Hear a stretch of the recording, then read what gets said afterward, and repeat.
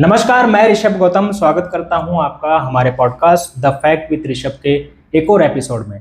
आज हमारे जो गेस्ट हैं वो बहुत ही स्पेशल है हमारे लिए। उनका नाम है मिसेस तानिया सोनी अरोड़ा जी। वो विमेन एम्पावरमेंट के लिए काम कर रही हैं, साथ में एक एंटरप्रेन्योर भी है।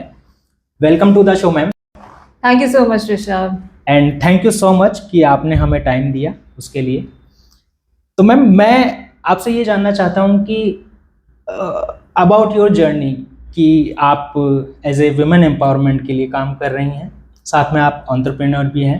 तो how do you manage these things? Well Rishabh, women empowerment और इन सब चीज़ की बात करें और साथ के साथ अगर हम एंटरप्रेन्योरशिप की बात करें तो मैं ये कहूँगी कि ये मेरे ब्लड लाइन में, मुझे लेगेसी में, मुझे विरासत से मिला है। मैं एक बिजनेस क्लास फैमिली से बिलोंग करती हूँ और बचपन से ही मैंने मेरे घर में वो एटमॉस्फेयर और वो सारी चीज़ें देखी हैं कि कभी भी मेरा मन नहीं था कि मैं जॉब करूँ या मैं किसी के अंडर काम करूँ। आई ऑलवेज वांटेड कि I should do my own work. मैं खुद अपना करूँ, चाहे फैमिली के साथ करूँ या अलग हट के करूँ। And from a very tender age I started my work. मैंने मेरे मॉम के साथ में I started because she is also from the jewellery only along with my father. And I guess I was 13 और 14 ईयर्स ओल्ड जब से मैंने इन सब चीज़ों को शुरू किया। बहुत ही अर्ली एज में आपने स्टार्टिंग कर दिया। या स्टार्टिंग नहीं था, इसके पीछे भी आज मैं आपको एक किस्सा सुनाती हूँ। ओके, और जरूर हम जानना चाहेंगे कि ये कैसे जर्नी स्टार्ट हुई। आई थिंक मेरी उम्र होगी कोई 12-13 साल की। तो मेरे फादर ना, हमारे यहाँ जेम स्टोन्स का काम होता है, तो एक पैकेट लेके बैठे हुए थे एमरल्ड का। एंड मम्मा के साथ में ही वाज डिस्कसिंग ये ऐसा ऐसा, और मैं बहुत चुपचाप जाके शांति से मैं वहाँ बैठ गई। आई वॉज ऑब्जर्विंग कि वो क्या बातें कर रहे हैं वो दोनों। तो माय फादर इज लाइक, यार इतनी छोटी सी बच्ची है यहाँ पे बैठी हुई है, तो पापा लोग तू जाके खेल, अपनी पढ़ाई कर। पर मैं बैठी रही, मैं सुन रही। जब मम्मा पापा का डिस्कशन खत्म हो गया तो मैंने उनसे पूछा, मैंने कहा पापा ये किस रेट का है, ये कितने का बिकेगा? अच्छा, अपन इसे इतने का बेचेंगे तो अपने को इतना प्रॉफिट होगा। मैंने तो एक बच्चे के जैसे वो सारी बातें की, बट मेरे फादर के दिमाग में वो चीज़ें रह गई। एंड ही ऑब्जर्व कि इतना छोटा बच्चा है ये, 12-13 साल का बच्चा। आज के टाइम पे तो बच्चे बहुत एक्स्ट्रा एडवांटेज, आई मीन बहुत एक्स्ट्रा एडवांस हो गए हैं। But at my that time, उस टाइम पे ना ये सोशल मीडिया इतना होता नहीं था, हाँ। कुछ भी नहीं था। तो that time my father gazed out कि इसको अभी से इसमें इतना इंटरेस्ट है तो कुछ इसमें डिफरेंट है। ये तो चीज़ उनके पास रह गई। बिल्कुल। और क्योंकि एक होता है ना कि आपको जैसे फैमिली बैकग्राउंड वो वैसा था, एक बिजनेस बैकग्राउंड से आप आ रही हैं, और कहीं ना कहीं आपको एक क्यूरियोसिटी होती है बच्चे को कि हमारे पेरेंट्स क्या कर रहे हैं, वो किस टाइप का बिजनेस कर रहे हैं। ना चाहते हुए भी आप मतलब जो वो बिजनेस कर रहे हैं, जिस पर्टिकुलर स्टोन्स का, जेम्स का, तो आपको कहीं ना कहीं उसकी अंडरस्टैंडिंग थी कि एटलीस्ट ये है क्या, मैं भी इसको जानूं। हाँ। तो बहुत अच्छी बात है। और उससे भी अच्छी बात है कि आपके फादर ने आपको सपोर्ट किया, उन्होंने आपको एडमायर किया, अंडरस्टैंड किया कि एग्जैक्ट मेरी बेटी चाह क्या रही है करना। एग्जैक्टली। तो इसी में हम आपसे एक चीज़ ये जानेंगे कि आप अभी एज ऑफ नाउ, एक तो आप you are a entrepreneur and working as a women empowerment, तो how do you balance? How do I balance? Honestly speaking, कहते हैं ना, जहाँ चाह है वहाँ रहा है। इसके बाद जो मैंने आपको अभी अपनी स्टोरी बताई, वो तो एक बहुत छोटी सी चीज़ थी जहाँ से एक्चुअल में चीज़ें स्टार्ट भी नहीं हुई। उसके बीच की भी मेरी काफ़ी जर्नी रही हुई है। Sorry to interrupt you. मैं वो हमारी जो आपकी बात हुई शुरू में, जो आपने बताया अपने बारे में कि ऐसे ऐसे ये स्टार्ट हुआ, उसमें मैं और भी आपसे पूछना चाहूँगा कि उसके बाद के स्टेप्स क्या थे आपके आपकी फैमिली के, पेरेंट्स के। तो प्लीज़ कंटिन्यू जो अभी आप बता रहे हैं। श्योर। उसके बाद पढ़ाई कर रहे थे, पढ़ाई के साथ इसके साथ में एक कीड़ा और था बचपन से, वो था मुझे फॉरेन घूमना है। मैं दिल से विदेशी रही हूँ बचपन से। तो अब फॉरेन कैसे घूमा जाए? तो उसके साथ में मेरे फादर का इंटरनेशनल और वो सारी चीज़ें थी। अब मैंने कहा अगर फॉरेन घूमना है तो उसके लिए क्या करना पड़ेगा, पापा की हेल्प करो। पापा के बिजनेस में, इंटरनेशनल बिजनेस में मैं हेल्प करने लगी। उसी के दौरान मुझे मौके मिलने लगे फॉरेन टूर करने के। मेरा पहला टूर था, I went to Italy and Antwerp and France. मैंने 3 with your father? With my father, yes. वो मैंने कवर किया, बट मेरा वीज़ा मुझे सिर्फ 15 दिन का मिला था और पापा को और रुकना था। But my dad was confident enough कि हाँ ये अकेले कर सकती है, तो उन्होंने मुझे फिर इटली से अकेले इंडिया भेज दिया था। ओके, और उस टाइम आपका एज क्या रहा होगा? I was 17 at that time. Okay, मेरी उम्र थी 17 साल। बस वहीं से मेरी इंटरनेशनल जर्नी स्टार्ट हो गई थी।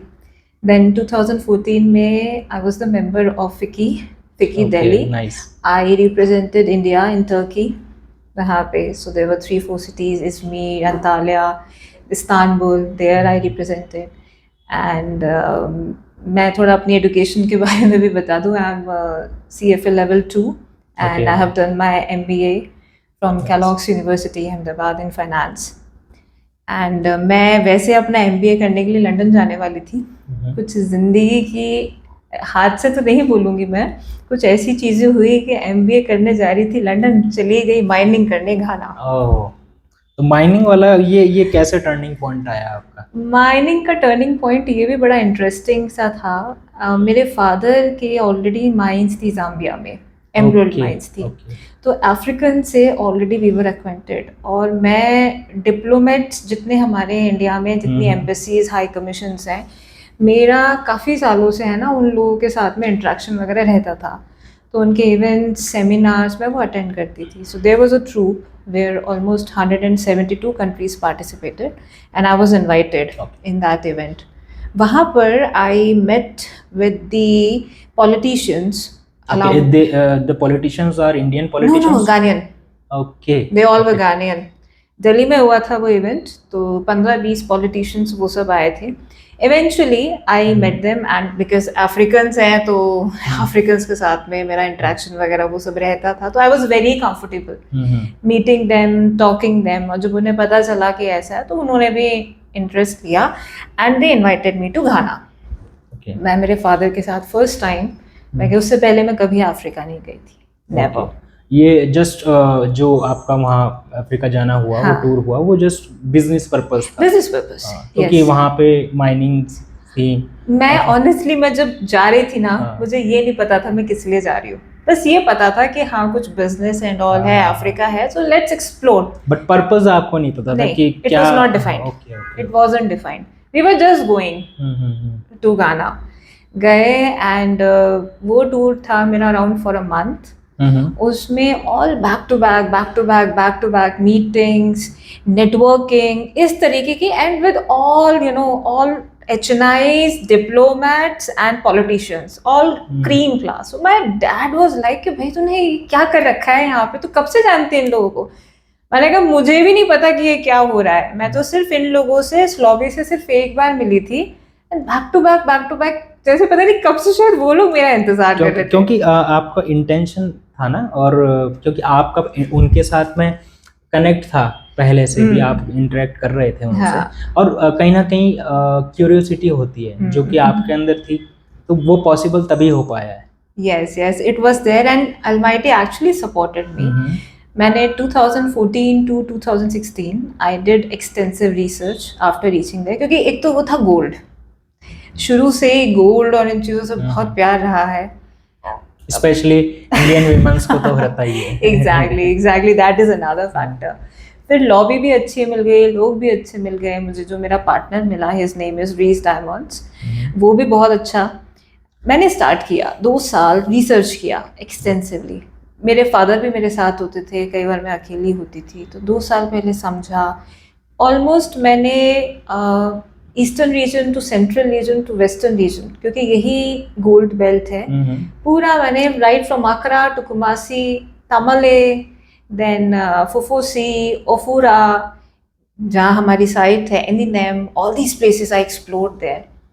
काफी वहाँ पे पर्सनली आप वहाँ गए और वहाँ पे एक्सप्लोर किया? हाँ, I did myself with my father. Yes, I did. वो किया, मैं वहीं रही, वहीं सब कुछ। It was too good. 2 years का वो एक्सपीरियंस भी मेरा अच्छा था, खट्टा मीठा टाइप एक्सपीरियंस था, but that was good, I learned a lot and I decided कि I have to do the mining. Okay. या मुझे फुल टाइम माइनिंग करनी माइनिंग है, करनी है। Full time mining. उसी दौरान Dubai I got the avenue, क्योंकि जो भी लोग घाना बिजनेस करते हैं स्पेशली वे रोड, तो उनको दुबई अपना दुबई बेस का रखना ही पड़ता है। Dubai got created, Dubai Ghana I was doing. बीच में कुछ थोड़े से रोड ब्लॉक्स भी आए, क्योंकि जब पॉलिटिकल ट्रांजिशन होता है, यू नो, ये थोड़ा अफ्रीकन कंट्रीज का एक इशू है, दैट ऑल्सो आई फेस्ड। सो या तो it's how can you handle these hurdles in between? Hurdles. देखिए, हर्डल्स का तो मैं ये बोलूँगी, मैं एक चीज़ अपने एक्सपीरियंस से ही कहना चाहूँगी कि हर्डल्स तो part and parcel of life है। अगर आपकी ज़िंदगी में हर्डल्स नहीं आएंगे ना, तो आपके अंदर भूख खत्म हो जाएगी कि आपको अचीव क्या करना है। और एक वो जो होता है एक लर्निंग प्रोसेस आपका, वो कहीं ना कहीं या वो रुक जाएगा, रुक जाएगा। वो रुक जाएगा। मुझे ज़िंदगी में जितने भी इस पूरी एंटरप्रेन्योरल जर्नी में, I would say it was a रोडलेस travel. लोगों को लगता है कि हाँ, मुझे तो मेरी फैमिली से मिल मिला। गया या उससे मिल गया। बिलीव मी, यस, इवन अगर मेरे डैड से भी पूछा जाए तो उन्होंने मेरी हैंड होल्डिंग की है, मैं ये नहीं बोलूँगी, बट जितनी जहाँ करनी थी उन्होंने उतनी ही की। वो और भी कर सकते थे, बट उन्होंने जानबूझ के नहीं की, किया। क्योंकि अगर वो करते तो आज शायद मैं जितनी इक्विप्ड हो पाई हूँ वो शायद मैं नहीं हो पाती। क्योंकि वो एक, अगर आपको वो प्रिविलेज, ऑल्दो एक फैमिली बैकग्राउंड वैसा था तो वो प्रिविलेज आपके पास था। और फिर भी बहुत से ऐसे बच्चे होते हैं, है ना, चाहे वो बॉय हो या गर्ल हो, कि फैमिली में सब कुछ इस्टेब्लिश बिजनेस है, बट उनका कोई इंटरेस्ट नहीं होता है ना।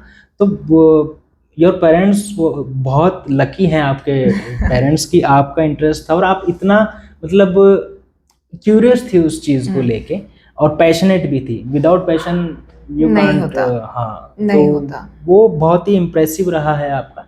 तो आपको ऐसा कभी लगा कि मैं इसमें घुस तो गई हूँ? तो होता है कभी कभी, हर एक इंसान के साथ में लाइफ में होता है, तो कुछ ऐसा मोमेंट हुआ हो कि यार अब क्या किया जाए? ऑफ कोर्स हुआ है, कई बार हुआ है, कई बार। इतने मेरे पर्सनल लेवल पे भी, जो मेरी एज थी उसको ध्यान में रखते हुए पे भी, फैमिली लेवल पे भी, कई मेरी लाइफ के ऐसे ऐसे इंस्टेंसेस आए कि मुझे लगा कि यार मैं अब बीच में आ गई, मैं फंस गई। I was in a very tender as. मेरी उम्र उस साल जब मैं गई थी, I was merely 22 years old when I started। वो एज थी जब घूमना फिरना, दोस्तों के साथ में वो सब करना, और मैं घाना दुबई घाना दुबई घाना दुबई ये सब कर रही थी। माइंड्स पे रहती थी, ना सोने का ठिकाना, ना खाने का ठिकाना, फूड को लेके issue, because I am pure vegetarian. तो उसमें बड़ा आपको मैनेज करने में बहुत मतलब कई बार ऐसा तक रहा है कि मैं सिर्फ पाइनएप्पल और मैंगो तक पे जिंदा रही हूँ। आसपास सोना है आपके, लेकिन खाने को कुछ खाने को नहीं है। तो वो तक मैंने डेप्रिवेशन फेस किया है। But yes, that journey was worth it, कि आज वो सारी चीज़ें की है कि कोई मुझे सोते से भी पूछ लेना about the gold mining, I am in the position to give the answer. क्योंकि आपने उसमें इतना टाइम दिया, इतना उस प्रोसेस को आपने, मैं कहूँगा कि जिया है। मतलब सीखना एक अलग चीज़ होती है, प्रोसेस को आप जीते हैं तो आपके रग रग में वो चीज़ बस जाती है। एग्जैक्टली। तो जितना मैं समझ पा रहा हूँ आपकी जर्नी सुन के, आपके साथ वही हुआ है और आपने उस तरीके से उन चीज़ों को अपने अंदर उतारा है। अब देखिए क्या होता है इन जनरल इस तरीके के काम में, माइनिंग्स और ये जो आप काम कर रहे हैं, जो आपने काम किया था वहाँ रह के, तो उसमें मेल्स का इन्वॉल्वमेंट ज़्यादा होता है। फीमेल होना पहली बात तो बहुत बड़ा चैलेंज है, और वहाँ पर सरवाइव करना और फिर उसको कंटिन्यूसली ग्रो करना, तो बहुत ही अप्रिशिएट करेंगे हम तो उस चीज़ को, और अप्रिशिएशन के लायक है और सभी को करना चाहिए। तो उसके बारे में आप बताइए, क्योंकि मेल कम्युनिटी होती है तो उनके लिए क्या ठीक है वो, तो आपने कैसे मैनेज किया? बहुत ही आपने इंटेंस क्वेश्चन पूछा है ऋषभ। मैं ऑनेस्टली आपको बताऊं, शायद अगर मैं इंडिया में होती और अगर ये माइनिंग ये सब कुछ इंडिया, वो पॉसिबल नहीं था। This is a proper mail oriented industry. Right. मुझे टैग दे दिया गया था वहाँ पे 3G, मुझे 3G बुलाते थे, golden girl of Ghana. I was the only Indian girl who was into mining industry in Ghana। तो मुझे वो ये मेरे पार्टनर ने दिया था रीस ने, गोल्डन गर्ल ऑफ घाना। सब 3G बुलाते थे मुझे वहाँ पे। इस अगर हाँ ये है कि मैं I am not making any comparison between Indian and Ghanaians and all, but what do I believe कि गानियंस ने इररिस्पेक्टिव ऑफ द जेंडर उन्होंने सम्मान को सम्मान दिया है। मैंने उनकी कभी भी तौहीन नहीं की है कि दे आर ब्लैक्स या फिर आई एम ब्राउन और फेयर। ये जेंडर पे भी जज नहीं किया, नहीं वो नहीं किया ना मैंने कभी किया, और उन्होंने भी उतना इक्वल रिस्पेक्ट मुझे दिया है। बट यस, जो वहाँ की इंडियन फ्रेटर्निटी थी, except few people, I have got very good friends also जो मेरे ही बिजनेस उससे थे, उन्होंने भी मुझे बहुत सपोर्ट किया। बट उसके अलावा भी देयर वर पीपल की जो वो मेल फीमेल वाला वो फैक्टर वो लेके आते थे। बट एक पॉइंट के बाद में मेरे लिए ना चीज़ें बहुत एक लाइट मोड पे चली गई थी कि I used to neglect it because I was like I am busy in my work. मैंने जो अचीव किया है वो मैंने अचीव किया है, अपने लेवल पे किया है। It has nothing to do कि मैं मेल हूँ कि मैं फीमेल हूँ। I am doing the work from the core of my heart, this is out of my hard work, all I am using my brain. ठीक है, अब ये मेरी ताकत है, मैं इसको अपनी वीकनेस नहीं मानूंगी कि मैं एक औरत हूँ और एक औरत हो के मैंने इस इंडस्ट्री में मैंने कदम रखा। बट यस, बहुत से लोगों ने इस चीज़ को करने की कोशिश की, but luckily I was really blessed with such a nice people over there कि उन्होंने कभी भी उस चीज़ की आँच मुझ पे आने दी। तो मैम वो थ्रू आउट जो आपका वहाँ पर वर्क प्रोफाइल रहा, तो उसमें सस्टेन करना इतना आसान नहीं था, एंड बहुत अप्रिशिएशन के लायक है मैम कि आपने जो काम किया उसके लिए। वेल ऋषभ, इसका श्रेय मैं अकेले खुद को नहीं दूंगी, इसका श्रेय मैं अपनी पूरी आर्मी, जो मेरी गानियन आर्मी थी, almost there were more than 350 people जिन्होंने मुझे सपोर्ट किया, मैं उनको देना चाहूँगी। मैं मेरे गानियन पार्टनर रीस को देना चाहूँगी, माय इंडियन फ्रेंड्स जो मेरी इंडस्ट्री से थे बट ओवरनाइट भी वो लोग मेरे लिए एज अ पिलर खड़े रहे। यहाँ तक कि यू वोंट बिलीव, एक टाइम कुछ ऐसा आया था, I got some problem in my head, some nervous system से रिलेटेड कुछ इशू हो गया था मुझे। They kept me at their home, उन्होंने अपने घर पे रखा, हस्बैंड वाइफ उन्होंने मिल के, it's like 5-6 days they took care of me very nicely. मेरे घर तक पे किसी को नहीं पता था कि मैं इतनी बीमार हूँ, किसी ने पता भी नहीं लगने दिया था, अदरवाइज यहाँ पे सबको इंडिया में टेंशन हो जाता। तो उस लेवल का अफेक्शन, सपोर्ट, केयर उन्होंने दी है।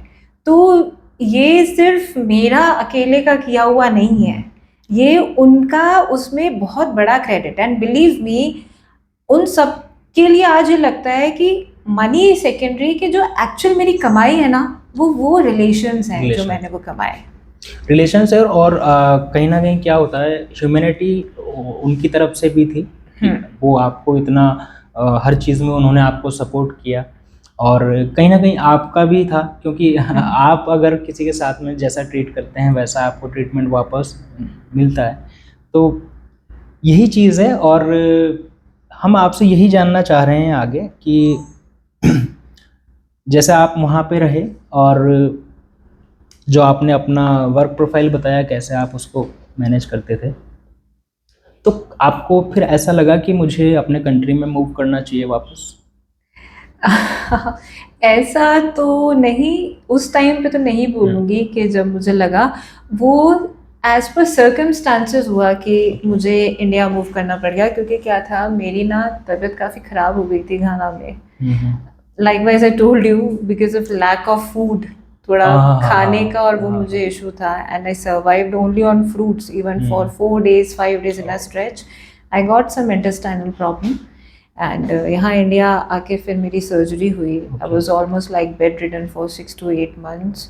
वो थोड़ा सा एक इशू हो गया था, फिर कोविड आ गया, then I was suppose to get married, शादी हो गई, after few months I got pregnant, बच्चा और वो सब। बट यस, वो जो एंटरप्रेन्योरल वाली चीज़ थी, वो जर्नी मेरी कंटिन्यू थी। उसी दौरान थोड़ा सा वहाँ गाना में भी लाइक वाइज आई सेड कि कुछ पॉलिटिकल डिस्टर्बेंस की वजह से वहाँ पे वो भी इश्यूज आए थे। तो my that career line, I won't say कि during that time it was straight. Yes, there were ups and downs, there were highs and lows, वो थे वहाँ पे। but yeah, I met with it, और उन चीज़ों को क्रॉस किया। आज ये है कि एक नई मुहिम, एक नए तरीके से, एक नई उस जर्नी को विद द ब्लेंड जो मैं वहाँ से सीख के आई, प्लस इंडिया मैंने काम नहीं किया था, मुझे यहाँ का इतना एक्सपीरियंस नहीं था। इसके साथ साथ now I am working here in India also. तो जो चीज़ें मैं वहाँ से सीख के आई हूँ, जो चीज़ें मैं अपनी वहाँ से लेके आई हूँ, उसको मैं यहाँ पे कैरी फॉरवर्ड कर रही हूँ। So nice ma'am. And accordingly I am taking it further. अच्छा, और जैसा आपने बताया कि वहाँ पे आप कितने कितने टाइम तक रहे? मैं देखिए वहाँ 2014 to 2018 I was in a stretch completely. Okay, almost 4 years. Yes, and even in 2019 also, like almost half of the year I was there. And आप बैक टू इंडिया आए हैं 2019 एंड में। Okay okay. तो फिर आपने यही सोचा कि मैं अपने कंट्री में रहती हूँ, यहीं पे स्टार्ट करती हूँ कुछ, क्योंकि आपके पास बहुत सी चीजें। ऐसा नहीं था कि मैं परमानेंट, ये भी नहीं था कि मैं परमानेंटली यहीं सेटल्ड हो गई थी, मैं आती जाती रहती। Okay okay okay. मेरा टू एंड फ्रो था कंटिन्यूसली। बट यार पर्सनल लाइफ के भी कुछ कमिटमेंट्स थे, I had to take care of that also. फिर कोविड एक, हाँ, कोविड में तो बहुत सा टाइम सभी का गया है। वो सबका गया था, फ्लाइट्स बंद थी, वो तो अच्छा था लकीली मैं यहाँ पे थी, otherwise I would have got stuck there completely. तो उसके बाद में अब आपका रहता है वहाँ पे आना जाना? हाँ। ओके, तो अगेन आई हैव अभी कंटिन्यू कर रहे हैं आप? Yes. Okay okay, so nice. तो जैसे अभी आपका वर्क प्रोफाइल क्या है, मतलब अपार्ट फ्रॉम दैट?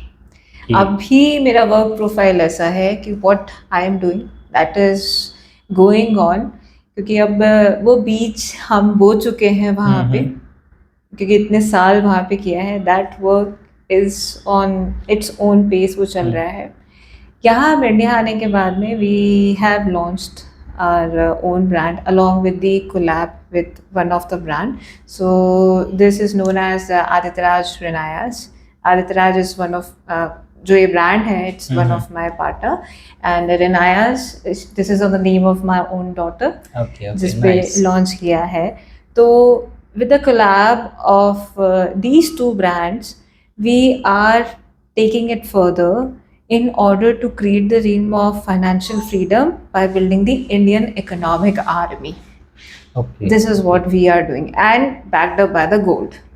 तो वहाँ से लेके उस मुहिम को मैंने चालू किया है कि गोल्ड कंटिन्यू है। गोल्ड कंटिन्यू है। वो जो लेगेसी मिली है वो मेरी लेगेसी कंटिन्यू है। वो कभी छूटेगी नहीं, वो छूटेगी नहीं, वो ब्लड लाइन में, वो नहीं छूटेगी, उसे कंटिन्यू कर रहे हैं हम। एंड आप जानते हैं gold is itself an emotion, right. आज भी एक भारतीय औरत के लिए वो इन्वेस्टमेंट, ठीक है, इन्वेस्टमेंट ये है कि कभी कोई जिंदगी में त्रासदी आ जाए तो एटलीस्ट मेरे पास मेरा गोल्ड है, मैं यूज कर सकती हूँ। बट उसके साथ साथ एक इमोशन भी है। इमोशन ज़्यादा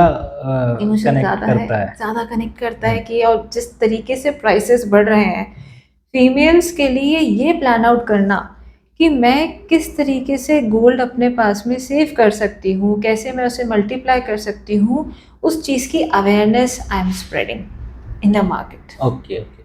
तो जैसे इसके साथ में जो आपकी जो कंपनी है, तो इसमें कुछ इन्वेस्टमेंट प्रोडक्ट्स भी आप डील कर रहे हैं? Yes we are dealing. It's like हमने 3 डिफरेंट प्रोडक्ट्स बताए। मैं थोड़ा सा आपको ब्रीफ आउट कर देती हूँ अबाउट दिस कोलैब। इसमें दिस इज आदित्यराज। तो Aditraj is mainly handling with the versatile option of dealing with the stock market, Indian stock market, in equity and derivatives, with a very exclusive, this all these strategies, so that इस Indian economic army में हम उसे contribute कर पाएँ. Along with that, Renayas Renayas is contributing in terms of the physical trading of the precious metal. तो हमने 2 different products को collab किया है, क्योंकि सब तरीके के इन्वेस्टर होते हैं। किसी को स्टॉक मार्केट में करने में इंटरेस्ट आता है, किसी को फिक्स रिटर्न्स में और उसमें आता है। तो whosoever comes under our umbrella, तो कोई भी खाली हाथ नहीं जाता। बिल्कुल, you have all products. We have all products in our bouquet. Okay, तो core product is gold. For Renayas, the core product is for gold, Renayas. and for Adityaraj, the core product is the PMS, portfolio management. Nice. तो उसके साथ साथ में जैसे हमारी जैसे बात हो रही है और इनिशियली हमें जैसे पता चला कि you are working for women empowerment also, तो उसके लिए क्या आपके स्टेप्स रहते हैं और how do you balance between आपका ये वाला बिजनेस एंड वो, क्योंकि वो एक कॉज है, एक विमेन एम्पावरमेंट को बढ़ावा देना और उनको एम्पावर करना, उनको एक नाम ही उसका वो है कि विमेन को एक इनकरेजमेंट देना, तो कैसे बैलेंस होता है? देखिए, बैलेंस में क्या है, एक चीज़ मैं आपको बताऊं, यहाँ पे ना नारी को अबला नारी बना दिया है, और कहीं ना कहीं उसमें नारी की भी गलती है, क्योंकि वो क्यों बन रही है। यस, वो क्यों बन रही है, वो क्यों बन रही है। मैं अभी शायद कुछ चीज़ें ऐसी बोलूँगी कि हो सकता है कि कुछ फीमेल्स ही मेरे अगेंस्ट हो जाए, बट मैं जो बोल रही हूँ, this is something I have realise personally out of that. What do I believe कि नारी होना, हम शक्ति हैं, ये हमारी वीकनेस नहीं है, this is our strength. And again along with that I will never say कि मैं जो आदमी है, जो मर्द जात है, हम उसको डिमीन करें। हर जेंडर की अपनी इम्पोर्टेंस है। शिव के बगैर शक्ति अधूरे हैं और शक्ति के बगैर शिव अधूरे हैं। बिल्कुल बिल्कुल, उन दोनों की अपनी अपनी इम्पोर्टेंस है हर चीज को रन करने के लिए। सो विमेन एम्पावरमेंट, यस हम बोलते हैं विमेन एम्पावरमेंट, हम औरतों को बढ़ा रहे हैं, जो बड़ा फेमिनिस्ट सा साउंड करता है। आई am not a feminist honestly speaking. मैं हर जेंडर की बहुत रिस्पेक्ट करती हूँ।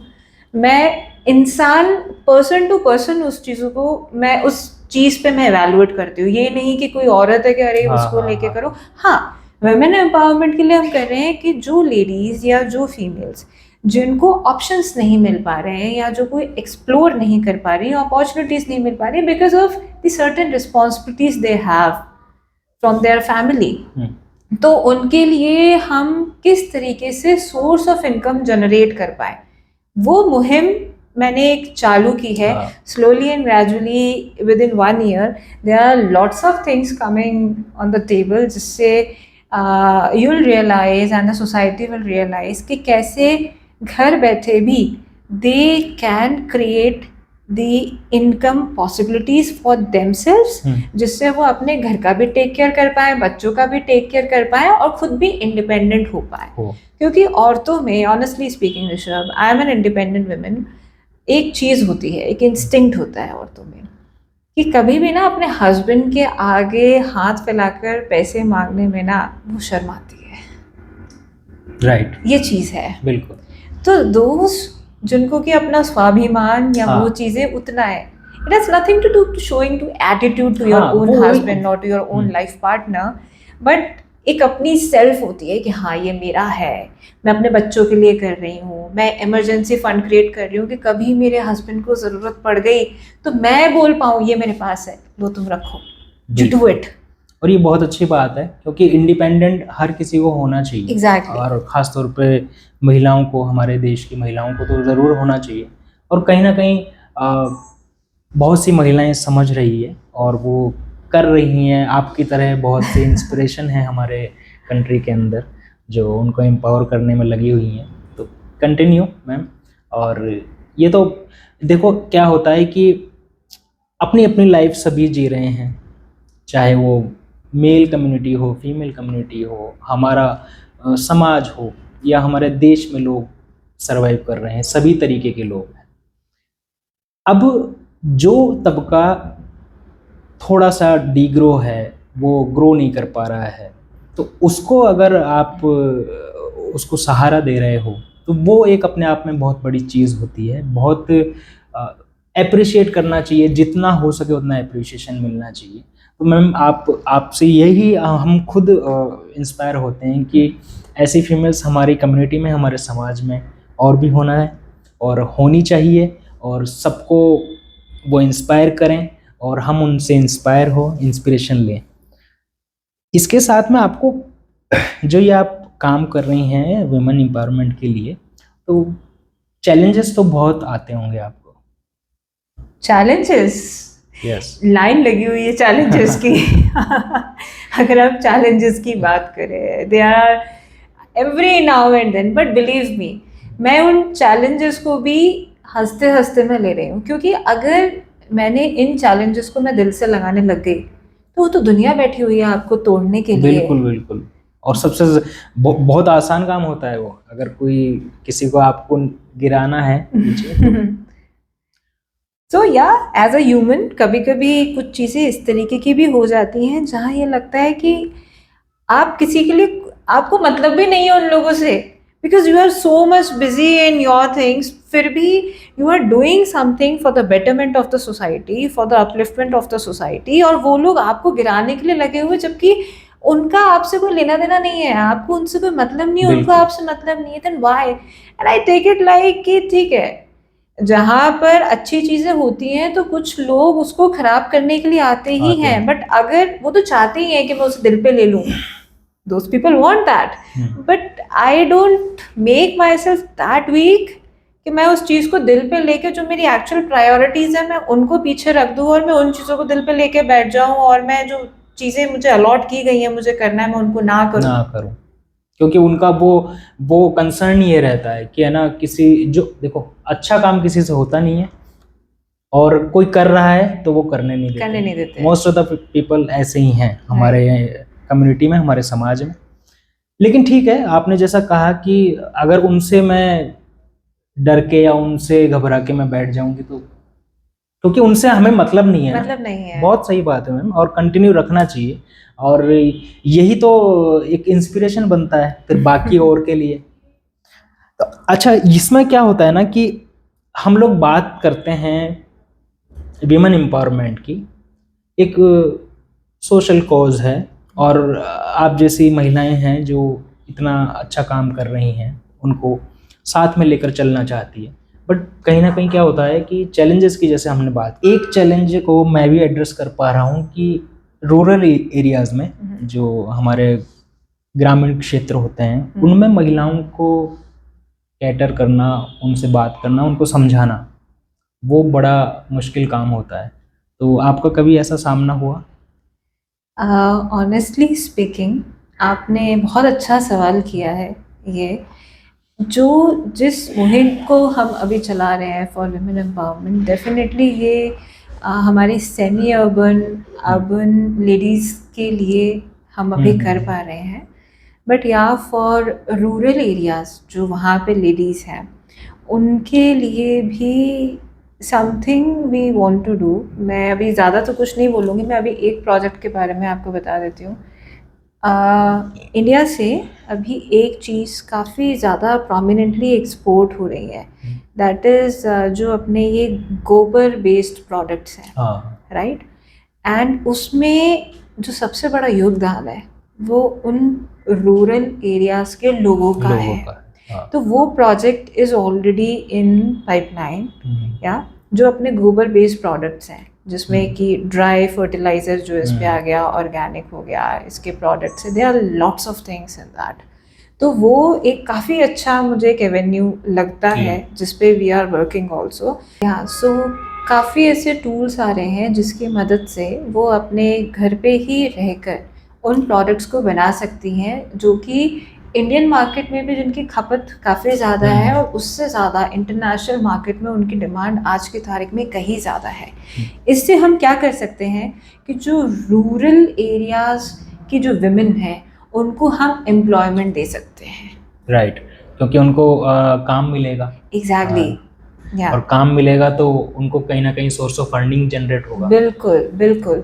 और जब उनको लगता है ना कि हाँ मैं कमा रही हूँ, हाँ मेरे पास में है, तो अलग उनकी खुशी है। नहीं मैम, बहुत ये अच्छा इनिशिएटिव है आपका, और आई होप ये मतलब हमारे जो कंट्री के गांव-गांव तक पहुँचे और सभी को एम्प्लॉयमेंट मिले, काम मिले और वो सेल्फ इंडिपेंडेंट हो। हमारे देश की हर एक वुमेन, चाहे वो गांव से बिलोंग कर रही हैं, शहर से कर रही हैं, तो बहुत ही अच्छा इनिशिएटिव है मैम। और इसी इसी को हम कंटिन्यू करते हुए आगे बात करते हैं कि थ्रू आउट आपका पूरा जो करियर रहा है, आपने बहुत कुछ मैं कहूँगा कि माइलस्टोन सेट किए हैं अपने प्रोफेशनल करियर में, और पर्सनल लाइफ में भी आपने बहुत ही अप्स एंड डाउन्स देखे हैं, कुछ हेल्थ को लेके, कुछ फूड को लेके, जैसे आपने बताया। तो आपके प्रोफेशनल लाइफ में कोई ऐसा कोई इंसिडेंट हुआ, कोई ऐसा मोमेंट आया कि आपको अपने काम में सक्सेस ना मिली हो, या किया हुआ काम वैसा फ्रूटफुल उसका रिजल्ट ना आया हो? There are many of times. Okay. Many of times. कोई एक ही किस्सा नहीं है, कई किस्से, हर एक ऐसा उस हो पे जो आप जो सबसे ज़्यादा आपको हर्ट किया हो, या आपको उससे लगा हो कि हाँ हुआ है। मतलब मेरी जो जो मेरी मेन जर्नी है, माइनिंग जर्नी, उसमें ही हुआ था जब ये पॉलिटिकल ट्रांजिशन आया था। उस पॉलिटिकल ट्रांजिशन के टाइम पर इतनी ज़्यादा चीज़ें मेरे लिए ऊपर नीचे हो गई थी कि एक बार के लिए मेरी जितनी भी सेविंग्स थी, which I earned out of the work I have done, उस टाइम क्या था, अकेले थे, ना कोई रिस्पॉन्सिबिलिटी थी, ना शादी हुई थी, ना कोई बच्चा था, कुछ था, जो था अकेले कर रहे थे। And I made tremendous amount of money in form of gold at that time. But जब एनडीसी से एनपीपी का ट्रांजिशन आया एंड वी वर कंपेल्ड कि अगर आपके पास में 25 एकड़ से ऊपर की लैंड है तो you have to convert it into the mining lease, large scale license पे आपको करना होगा। एंड दैट टाइम ऑनेस्टली मेरे पास में ऐसा कोई पीछे सपोर्ट नहीं था, क्योंकि मैंने नहीं सोचा था कि मुझे अब्रप्टली इतनी ज़्यादा कैपिटल, या कैपिटल तो नहीं कि फंड्स की ज़रूरत पड़ जाएगी कि only just for license, working capital भी नहीं थी। I depleted my entire savings, उस पर मैंने सब कुछ कर दिया था, ऑलमोस्ट मैं ज़ीरो पे आ गई थी। इतना होने के बावजूद भी मेरे पास लैंड थी, गोल्ड था, वो सब था, पर वो गोल्ड ज़मीन के नीचे था। वो लैंड थी मेरे पास में, उसकी लीज थी, सब कुछ था। मैंने लाइसेंस पे, कन्वर्जन पे लिए पूरी जान झोंक दी थी उस टाइम पे, कम्प्लीटली, ना आओ देखा ना ताओ, बिकॉज मुझे मेरी लैंड बचानी थी जहाँ पर मैंने इतने साल अपने वो दिए हैं। बट या इट्स अ टाइम, एक वक्त की बात होती है। उन चैलेंजेस को मैं फेस नहीं कर पाती, क्योंकि उन चैलेंजेस ने मुझे इतना इक्विप्ड कर दिया कि आज जो भी चीज़ें आ रही हैं, जो मेरे लिए रोड ब्लॉक्स बन रही हैं या हर्डल्स बन रही हैं, वो उसको देखते हुए मुझे काफ़ी छोटी लगती हैं, क्योंकि I have gone through a lot, और वो भी सिर्फ अपने देश में नहीं। हाँ, वो भी आप यहाँ नहीं थे, ना आपका कोई फैमिली सपोर्ट था। हाँ, यहाँ तो हम हमारे देश में होते हैं, हमारे लोग होते हैं, हमारा परिवार होता है, सब होता है।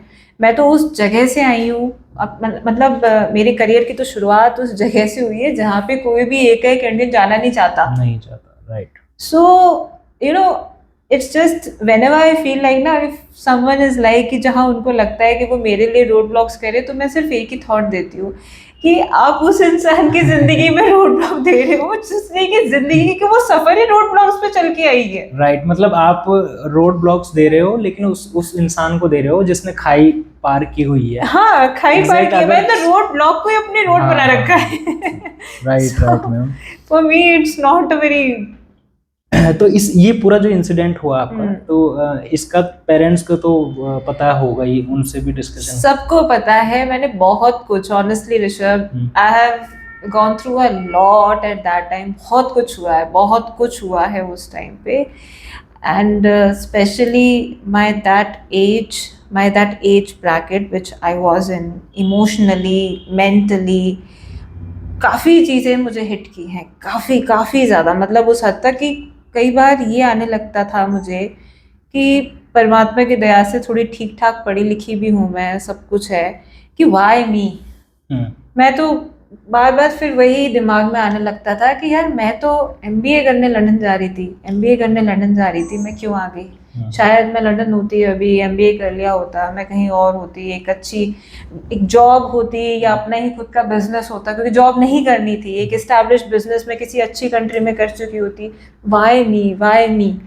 तो वही सवाल हमेशा।